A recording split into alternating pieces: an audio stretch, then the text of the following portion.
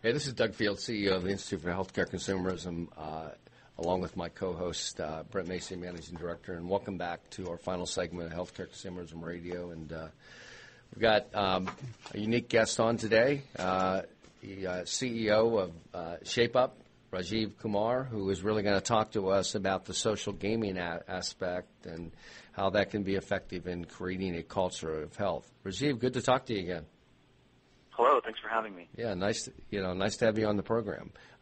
Give our audience a little background and overview on ShapeUp, please. Sure, yeah. So ShapeUp is a what we call a social wellness company. Mm-hmm. We work with large employers and health plans. We leverage social networking and social gaming to drive high levels of engagement and behavior change in the hopes of improving health outcomes. And we've been doing this for about 8 years now. It's a company I founded while I was in medical school and became very interested in prevention and interested in finding highly engaging tools to motivate behavior change in my patient population. Mm-hmm. And it turns out that the corporate workplace and insurance companies were sort of a nice channel or avenue through which to roll out a program like this to reach really a lot of people at one time. So we currently work with about 500 different employers and health plans, and we've seen some pretty amazing results, and excited to share some of that with you. Yeah, Rajiv, I remember the first time you and I met, you were way ahead of the curve with what you were doing with the social wellness, and because you were one of the early adopters of this, So what have you seen as the trend bringing us up to date? Where do you see the fast adoption, or where do you see the market today? I think we've been doing this now since 2006, before the iPhone existed, before a lot of social games existed. Mm-hmm. And so, we've been learning a lot about this space along with consumers and along with everyone else in the industry. I think that there's some really interesting trends happening around mobile technology, around augmented reality, around wearable technology that I think are really driving and just giving us so many more tools through which to build these social games and make them even more effective at kind of helping people change their behavior and improve their health. So I think it's a really exciting time to be in this space, and every year it gets more and more interesting. Yeah, Rajiv, this is Brent. I remember, talking to you guys when you launched, and you were one of the first players in the space. And if you kind of look at where the market is now, we've had the past two segments of the show today. We're really talking about private exchanges, so that's exploding. Do you see a role for your solutions within these private exchanges at all? I do, actually. We're actually starting to see a number of different health plans bundling in programs like this with the offerings that they're putting on either private exchanges or public exchanges. Mm-hmm. Anytime there's an opportunity to engage somebody in their health, there's a lot of value created there. Mm-hmm. And this turns out to be one of the most engaging, proven ways to get people to participate in their health and take control of it and actually make behavior change, which is really hard to do. And so I think we're seeing a lot of interest in the exchange world for the role that wellness solutions can play, and in particular, not just kind of targeted interventions for the sickest people, but interventions that help keep people healthy and take people that are at risk and move them kind of toward a lower risk status. And so I think there's a huge role for these games to play in the exchanges. Rajiv, is on your solution, does it get involved with the first step in getting engagement from the consumers, employees on participation in their biometric and health risk assessment? Is that where it all begins? Well, it's interesting. The traditional approach to wellness is let's assess everybody first. Mm-hmm. Mm-hmm. Let's do the biometric screening and the health assessment. Then we can target people and segment them and give them kind of appropriate interventions. But our approach is actually a little bit different, and I think social gaming allows for a very, very different approach, which is let's get everybody engaged to begin with, right? Let's not leave anybody out. Let's not target or stigmatize anybody. This is about getting an entire population moving, right? And even if you're already moving, we want you because we need you to help spread that healthy behavior to the other people around you. So it's about an inclusive approach. And I think we start with that engagement and kind of filling the top of the funnel with as many people as possible. Mm-hmm. Then once they're activated and we're learning more about what they're trying to do and what their goals are and how well they're succeeding, then we can sort of target people and say, you would benefit from this particular program. or now that you're taking charge of your health and you've started to learn a little bit, would you be interested in having your biometric screening done so you can get more insights? And we find that people are much more receptive to being assessed and doing some of those more clinical programs, getting their blood drawn and so forth, giving up some private information through a health assessment. Once they've actually been engaged and they're taking control of their health and they're taking ownership of the process. So it's sort of a kind of paradigm shift where instead of starting with assessment, we actually start with engagement. And it sort of reduces friction all along the way. Okay. I mean, that makes some sense. How do you then, if you don't have a baseline of your employee population, how are you working with your clients on helping, kind of measure the ROI? How do you measure the ROI? We measure the ROI in a number of different ways.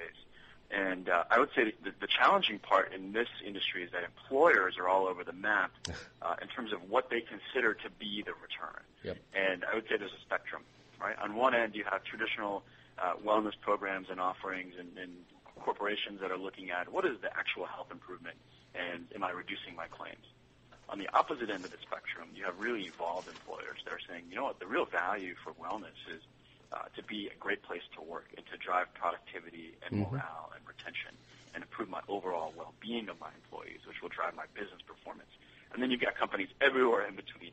So, we work with every company that we have as a client, and we understand what their objectives are.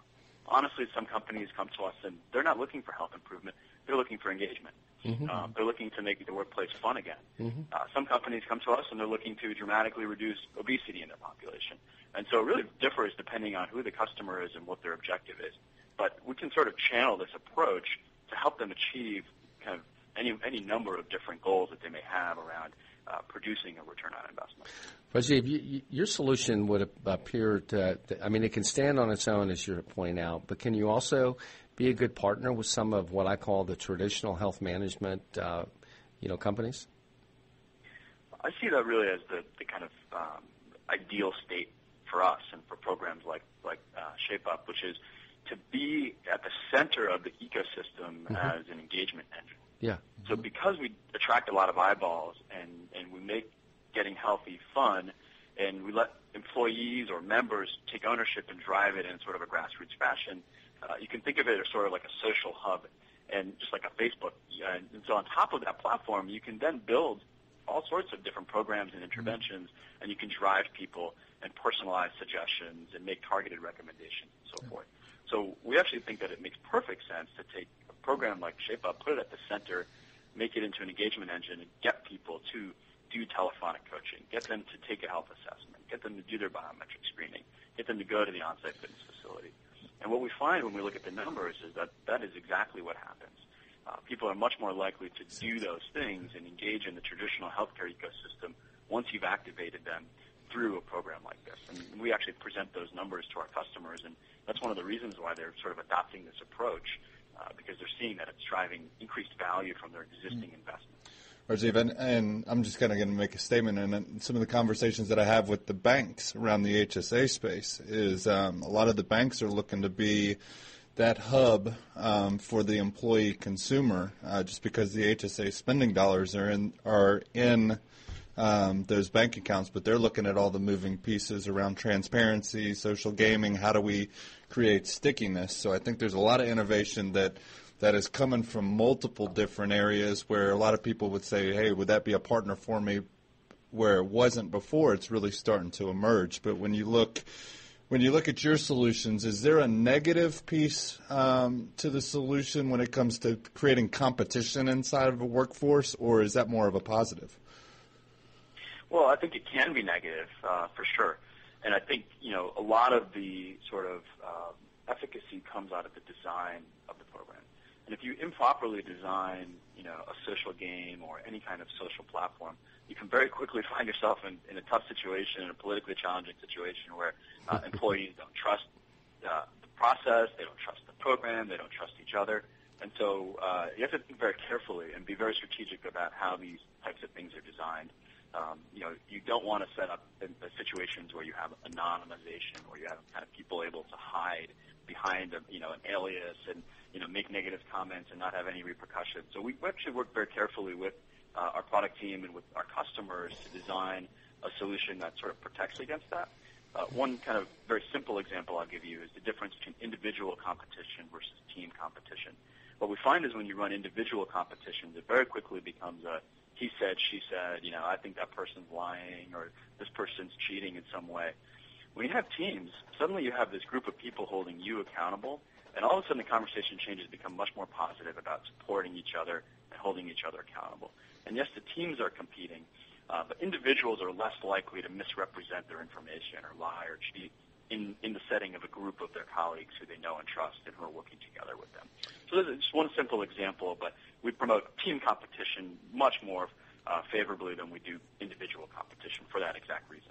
Now we got a minute left on the program, Rajiv. If you could just kind of give us one or two takeaways for the audience and then let them know how they can find you guys.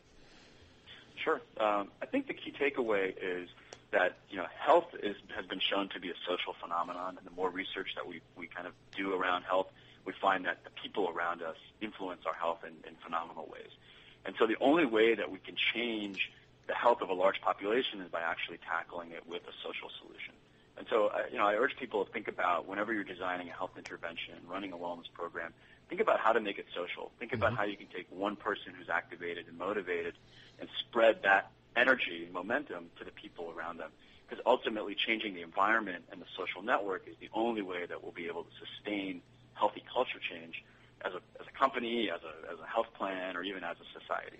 So that's sort of our approach, and I think it's sort of a compelling idea that has a lot of ramifications, a lot of application throughout the entire healthcare ecosystem. If folks are interested in learning more about ShapeUp and the kind of social wellness approach, we're on the web at ShapeUp.com. Lots of information and research there and white papers and so forth, and you can learn more about how we're approaching behavior change.